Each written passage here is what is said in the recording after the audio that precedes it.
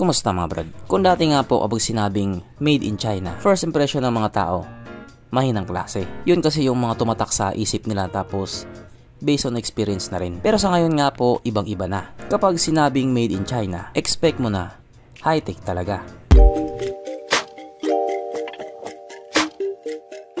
Pero syempre bago tayo magpatuloy, kung bago ka pa lamang napadpad dito sa aking walang kwentang channel, huwag ka na mag-subscribe.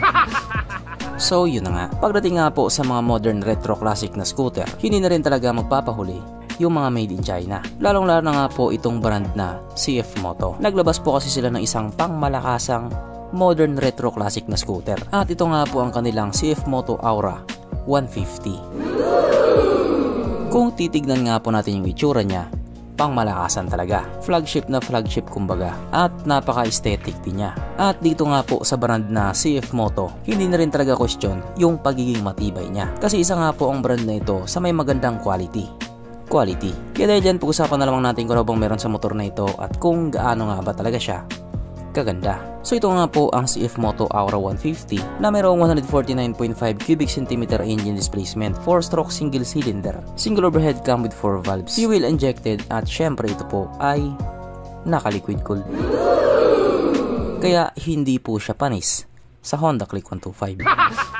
Ang kanyang compression ratio 11.6:1. Pagdating naman po sa kanyang power, ito po ay mayroong 15.8 horsepower at 8,500 RPM, 14.3 Nm of torque at 6,500 RPM. At dahil nga po kalalabas pa lamang sa motor na ito, wala pa po tayong idea pagdating sa kanyang top speed. Ang kanyang tangke ay kaya magkarga ng 8 liters fuel tank capacity at wala din po tayong idea pagdating sa kanyang fuel consumption. Ang sukat ng kanyang gulong 120/70/12 sa harap at 120/70/12 din po sa likuran. So paras po yung sukat ng gulong niya sa harap at sa likod. Pagdating naman po sa kanyang braking system, ito po ay naka-disc brake sa harap at disc brake din po sa likuran. Ang malupit pa dito, paras po itong naka-ABS. Yes po, naka-dual channel ABS. O diba, hindi sila nagtitipid sa ganyan. Hindi katulad sa ibang mga leading brand dyan. Ang kanyang seat height ay may taas na 770mm at ang motor nga po na ito ay may kabuuang bigat na 132 kilograms. Na para nga po sa isang modern retro classic na scooter, sakto lang yung bigat niya. Mapunta naman po tayo sa iba pa niya mga features. So ang ilaw nga po sa motor na ito, naka full LED na po. Yung kanya nga pong pinaka headlight is naka LED projector. Tapos ang ganda din po ng pagkagawa nila sa kanyang DRL. Pati na rin yung kanyang mga signal lights, minimalist lang, na napaka modern nga pong tignan. Ang kanyang gauge panel, syempre ito po ay naka TFT display. Yung mga ganyang klaseng features nga po, napaka basic lang sa kanila yan. At ito pa isa malupit sapagkat ito nga po ay gumagamit ng NFC or yung tinatawag nga po na near field communication keyless ignition. Para nga lang po siyang card na itatap mo lang doon sa motor mo tapos start mo na siya, aandar na siya. O diba, high-tech na rin talaga. At syempre present nga din po dito sa motor na ito ang kanyang USB charging port na para kahit saan ka nga pa magpunta, hindi ka na mangangamba na baka malobot yung cellphone mo kasi nga manonood ka pa ng Pornhub.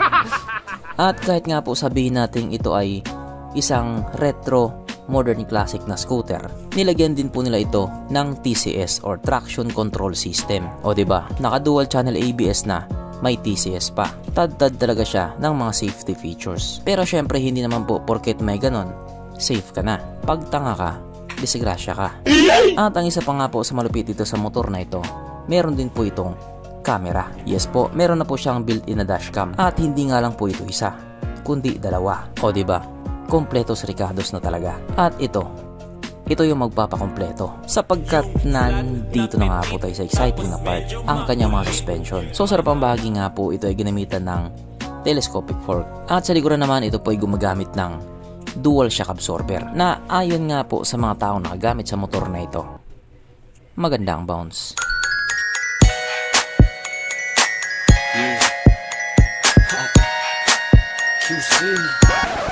Syempre, meron pang isa.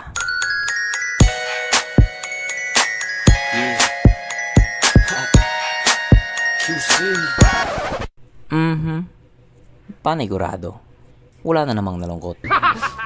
At dahil wala nga pong nalungkot, alamin na po natin kung present nga ba sa motor na ito yung tatlong pinaka-importanting features. So, una na nga po dito ang kanyang lagayan ng istalyon at good news mga brad, meron siyang ganun. Meron siyang lagayan ng istalyon. Pangalawa, meron din po siyang sabitan ng pulutan. At oras na nga po para sa ating Red Horse check, ang pinaka-importanting feature sa isang motor. At ayon nga po sa aking masusing pag-aanalisa, ang motor na ito ay kayang magkarga ng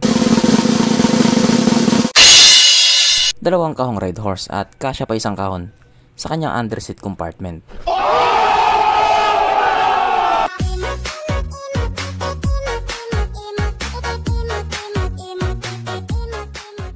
So therefore ang motor na ito ay talagang highly recommended.